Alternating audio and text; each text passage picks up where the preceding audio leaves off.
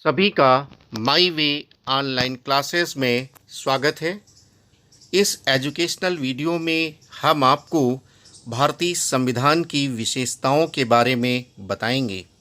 संविधान किसी देश का सर्वोच्च कानून होता है जो उस देश की सामाजिक, राजनीतिक, आर्थिक एवं सांस्कृतिक परिस्थितियों को ध्यान में रखकर बनाया जाता है। संविधान से उस देश के शासन व्यवस्था की स्वरूप एवं उसके तरीके का पता चलता है। संविधान की विशेषताओं का यह टॉपिक सभी स्तर की परीक्षाओं एवं सभी प्रकार की परीक्षाओं के लिए विशेष उपयोगी है। विद्यार्थीगण इन्हें ध्यान से सुने और समझने का प्रयास करें। संविधान की विशेषताओं में सबसे पहली विशेषता है कि भारतीय संविधान सबसे विस्तृत संविधान है एवं लिखित संविधान है। सबसे विस्तृत संविधान का अर्थ ये है कि जैसे आप जानते हैं कि हमारे मूल संविधान में 395 अनुच्छेद हैं। मूल संविधान में 8 अनुसूचियां थीं, बाद में 4 जोड़ी गई और इस समय 12 अनुसूचियां हैं तथा कुल हमारे 22 भाग हैं। तो बहुत ही विस्तृत हमारा संविधान है। इसको इस तरह से आप समझ सकते हैं, यदि विश्व के दूसरे संविधानों से आप तुलना करें तो आपको ये बात और अच्छी तरह से समझ में आएगी। जैसे संयुक्त राज्य अमेरिका को यदि आप देखें तो वहाँ पर केवल 7 अनुच्छेद हैं। ऑस्ट्रेलिया में केवल 128 अनुच्छेद हैं। कनाडा के संविधान में 147 अनुच्छेद हैं। जापान के संविधान में केवल 103 अनुच्छेद हैं। दक्षिण अफ्रीका के संविधान में 253 अनुच्छेद हैं। तो इन संविधानों से जब आप तुलना करेंगे तो आप ये देखेंगे कि भारत का जो संविधान है, इसकी जो विशेषता है कि बहुत ही विस्तृत संविधान है, बहुत बड़ा संविधान है। इसके साथ ये लिखित संविधान है। संविधान दो तरह से होते हैं, 2 तरह के होते हैं, एक लिखित संविधान, दूसरा अलिखित संविधान। तो ये लिखित संविधान है और सबसे बड़ा संविधान है। जैसे आप जानते हैं कि दुनिया में सबसे पहला लिखित संविधान अमेरिका का आया और अलिखित संविधान का उदाहरण हमारा ब्रिटेन का संविधान है। ब्रिटेन में लिखित संविधान जैसे भारत का संविधान है एक लिखित पुस्तक के रूप में, वैसा नहीं है। वहाँ संसदीय परंपरा, संसदीय सर्वोच्चता होने के कारण संसद द्वारा जो बनाए गए कानून होते हैं उन्हें ही संविधान का रूप माना जाता है। वो भी लिखित फॉर्म में ही होते हैं, बस उस तरह से नहीं होता जैसे भारत में एक पुस्तक बना दी गई और उसमें सारे प्रावधान स्पष्ट ढंग से लिख दिए गए। तो ये लिखित संविधान है और सबसे विस्तृत संविधान है। दूसरी जो विशेषता है वो है संपूर्ण प्रभुत्व संपन्न राज्य। संविधान की प्रस्तावना में आपने अध्ययन किया है कि भारत राज्य का लक्ष्य है एक प्रभुत्व संपन्न लोकतंत्रात्मक गणराज्य बनाने की। तो प्रभुत्व संपन्न राज्य का अर्थ ये है कि भारत अपने आंतरिक मामलों में और विदेशी मामलों में पूर्ण रूप से स्वतंत्र है। निर्णय लेने में उस पर किसी भी प्रकार का दबाव नहीं होगा। इसके बाद तीसरी विशेषता है कठोर एवं लचीलेपन का समन्वय। ये बहुत विशिष्ट विशेषता है, बहुत विशेष एक लक्षण है, एक गुण है हमारे संविधान का कि हमारा संविधान कठोर भी है, लचीलापन है। जैसे विश्व के संदर्भ में आप देखें तो अमेरिकी संविधान बहुत ज़्यादा कठोर है, वहाँ संशोधन नहीं हो सकता। और ब्रिटिश संविधान देखें तो वो लचीला है, वहाँ कभी भी संसद में कोई कानून आ जाएगा और वो संविधान का रूप धारण कर लेगा, तो वो लचीलापन का उदाहरण है। भारतीय संविधान में दोनों का समन्वय किया गया है। जैसे यदि आप लचीलेपन के संदर्भ में देखें तो भारत में राज्य का निर्माण होना हो, राज्य का नाम बदलना हो, राज्य की सीमाओं में परिवर्तन करना हो तो संसद में सामान्य बहुमत से प्रस्ताव पारित करके ऐसा किया जा सकता है। ये भारतीय संविधान के लचीलेपन का उदाहरण है। वही कठोरता के संदर्भ में यदि आप देखें तो बहुत सारे ऐसे प्रावधान हैं भारतीय संविधान में जिनमें संशोधन आसानी से नहीं हो सकता, जैसे राष्ट्रपति का निर्वाचन और संघ और राज्य के मध्य शक्तियों का बंटवारा। इनमें संशोधन आसानी से नहीं हो सकता। इनमें संशोधन करने के लिए सामान्य बहुमत, उपस्थित एवं मत देने वालों का 2/3 से दोनों सदनों में, लोकसभा राज्यसभा में प्रस्ताव पारित होना चाहिए। और साथ साथ जो जितनी भी विधानसभाएं भारत देश में हैं उनमें से आधे से अधिक का समर्थन होना आवश्यक है यदि आप राष्ट्रपति की निर्वाचन पद्धति में या संघ राज्य के मध्य शक्तियों के बंटवारे में कोई संशोधन करना चाहते हैं। तो भारतीय संविधान की विशेषता में कठोर एवं लचीलेपन का समन्वय है, ये अगली विशेषता है। इसके बाद संसदीय शासन पद्धति। आप जानते हैं कि भारत लंबी समय से ब्रिटेन के आधिपत्य में था। ब्रिटेन में संसदीय व्यवस्था थी, तो भारत ने भी वही अपनाया। संसदीय व्यवस्था का अर्थ है कि यहाँ पर एक संसद होगी, संसद के अंतर्गत एक कार्यपालिका का गठन होगा, कार्यपालिका संसद के प्रति जवाबदेह होगी। इस प्रकार की बातें। 2 प्रकार के कार्यपालिका के प्रधान होंगे, एक नाम मात्र का होगा, एक वास्तविक होगा। जैसे भारत में राष्ट्रपति नाम मात्र का कार्यपालिका का प्रमुख है और प्रधानमंत्री वास्तविक कार्यपालिका का प्रमुख है। तो मंत्रिमंडलीय व्यवस्था है, सामूहिक उत्तरदायित्व का सिद्धांत है, ये सारी विशेषताएं हैं संसदीय शासन पद्धति की। ये हमारे संविधान में इसको रखा गया है, स्वीकार किया गया है। अगली विशेषता है संघात्मक एवं एकात्मक व्यवस्था का समन्वय। जैसे हमारे संविधान में कहा गया है पहले अनुच्छेद में कि भारत राज्यों का संघ है, एक संघ के रूप में उल्लेख है, लेकिन हमने ये पहले भी उल्लेख किया है वीडियो क्लास में कि भारत ने अमेरिका जो दुनिया का पहला संघात्मक राज्य था उस प्रकार का संघ नहीं बनाया है, कनाडा जैसा संघ बनाया है। तो संघात्मक जो शासन होता है, व्यवस्था होती है, उसकी कुछ व्यवस्थाएं होती हैं, कुछ विशेषताएं होती हैं। जैसे वहाँ केंद्र और राज्य अस्तित्व में होना चाहिए, तो भारत में भी है। जैसे वहाँ लिखित संविधान होना चाहिए, संविधान की सर्वोच्चता होनी चाहिए, वह भी भारत में है। वहाँ न्यायपालिका की स्वतंत्रता होनी चाहिए, वह भी भारत में है। द्विसदनीय व्यवस्था होनी चाहिए, वह भी भारत में है। तो इस तरह से देखेंगे कि भारत एक संघात्मक राज्य के समस्त गुणों को रखता है।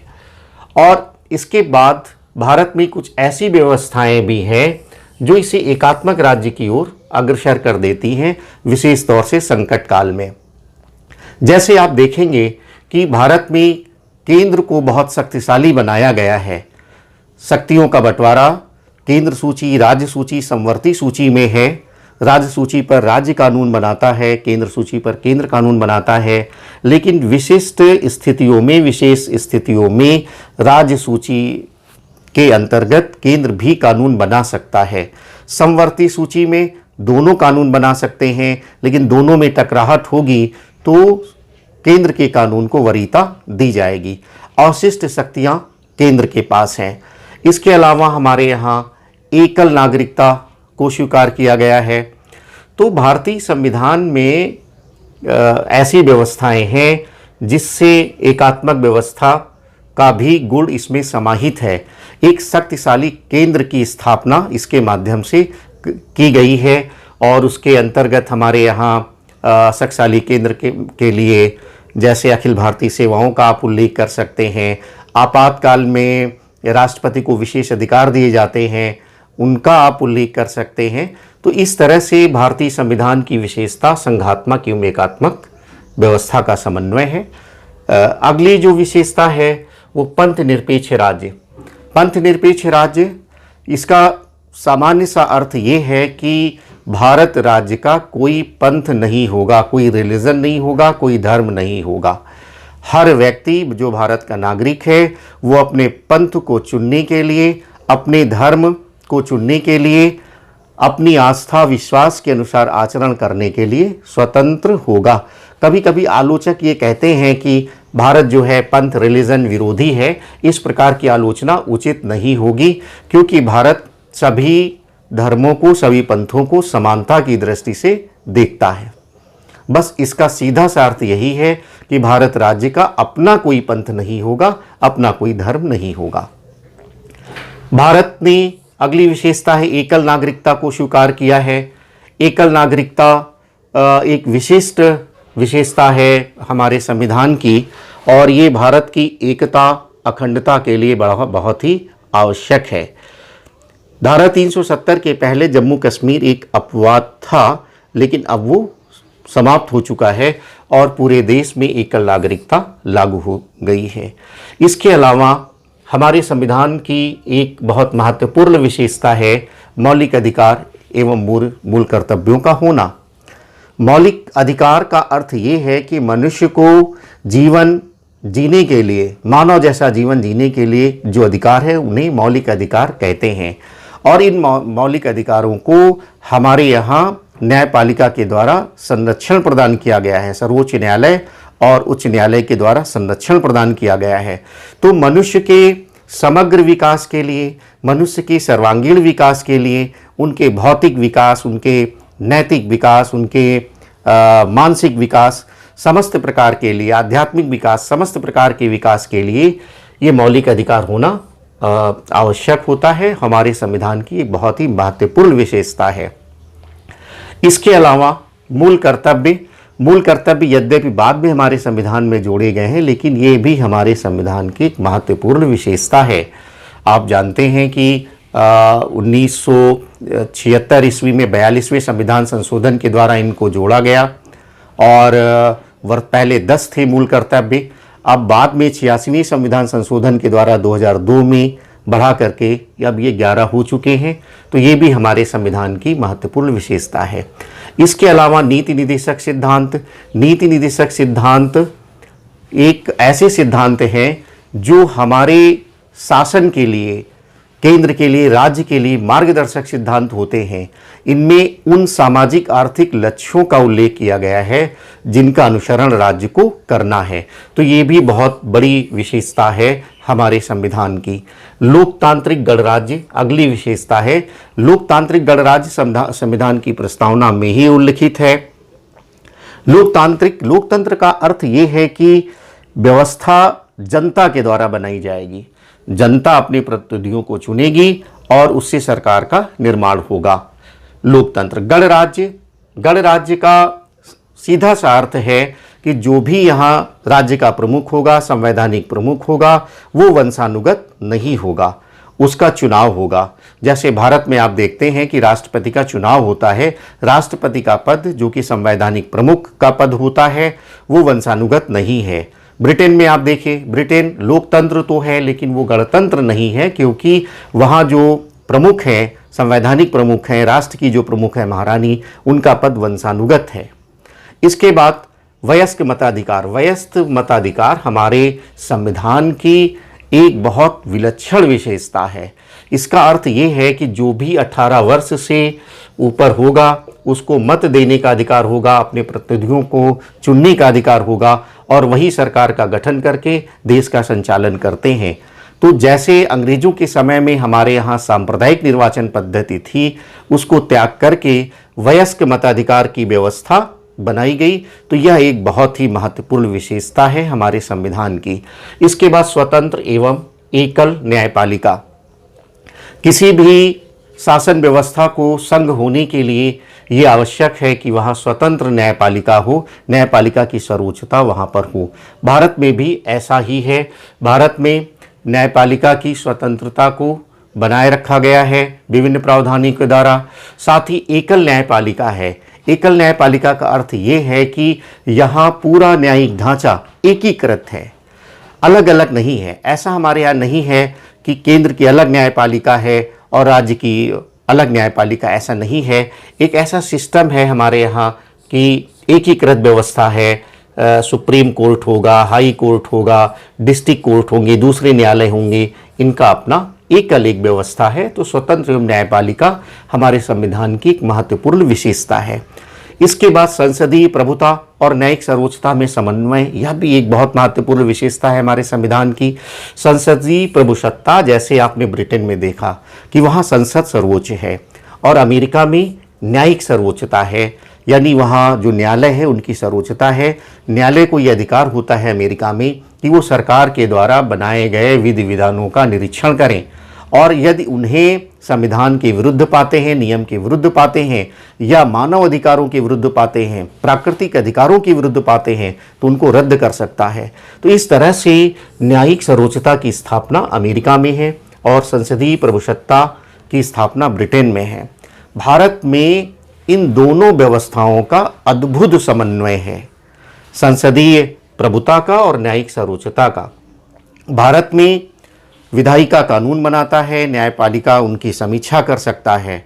तो दोनों में एक चेक एंड बैलेंस की स्थिति बनाई गई है, और हमारे यहाँ संविधान को सर्वोच्च बनाया गया है, ना तो संसद को सर्वोच्च बनाया गया है, ना न्यायपालिका को सर्वोच्च बनाया गया है। इन दोनों को अधिकार देते हुए संविधान को की सर्वोच्चता को स्थापित किया गया है। इसके बाद विश्व शांति एवं मैत्री का पोषक है, ये एक महत्वपूर्ण विशेषता है हमारे संविधान की। अनुच्छेद 51 में आप पढ़ेंगे कि नीति निर्देशक सिद्धांत में कि भारत जो है वो विश्व शांति मैत्री का एक बहुत बड़ा समर्थक है। विश्व की सुरक्षा के लिए, शांति के लिए वो प्रयास करता है, और उसका ये मानना है कि जो भी इस दुनिया में विवादास्पद मुद्दे हैं, भारत के संदर्भ में या दुनिया के संदर्भ में, उनका बातचीत के माध्यम से समाधान होना चाहिए। तो भारत सह अस्तित्व के विश्व शांति के सिद्धांत पर विश्वास करने वाला देश है। ये हमारे संविधान की एक महत्वपूर्ण विशेषता है। इसके बाद जो अगली विशेषता है वो कल्याणकारी राज्य की स्थापना। कल्याणकारी राज्य की स्थापना यानी हमारे यहाँ जो भी शासन व्यवस्थाएं हैं, केंद्र की हैं, राज्य की हैं, उनका उद्देश्य है जनता का कल्याण। जनता का कल्याण, इसका अर्थ ये है कि शासन नीतियां बना करके जनता के कल्याण के लिए कार्य करेंगी, जनता के स्वास्थ्य की सुविधाओं की व्यवस्था करेंगी, शिक्षा की सुविधाओं की व्यवस्था करेंगी, भोजन के लिए कार्य करेंगी, आवास के लिए कार्य करेंगी, एवं अन्य मानव कल्याण से जुड़ी हुई जो बातें हैं उनके लिए व्यवस्था करेगी। इस प्रकार से आप देख सकते हैं कि ये जो विशेषताएं हैं भारतीय संविधान की, ये पूरे दुनिया के संविधानों में भारतीय संविधान को विशिष्ट बना देती हैं, एक बिल्कुल अलग स्थान सुनिश्चित करती हैं। यहाँ पर ये बात भी आपको समझना है कि ये जो विशेषताएं हैं ये भारत को हर चुनौतियों से लड़ने में सक्षम बनाती हैं। शांति काल हो, युद्ध काल हो, भारत की एकता और अक्षुण्णता को बनाए रखने में उसको सक्षम बनाती हैं ये विशेषताएं। डॉक्टर अंबेडकर जी ने ये कहा भी था कि यदि इस संविधान के रहते हुए कोई खराबी आ जाती है तो इसका अर्थ ये नहीं होगा कि हमारा संविधान खराब हो गया है, बल्कि इसका अर्थ ये होगा कि संविधान को लागू करने में, संविधान को मानने में ही कोई कमी है, संविधान में कोई कमी नहीं होगी।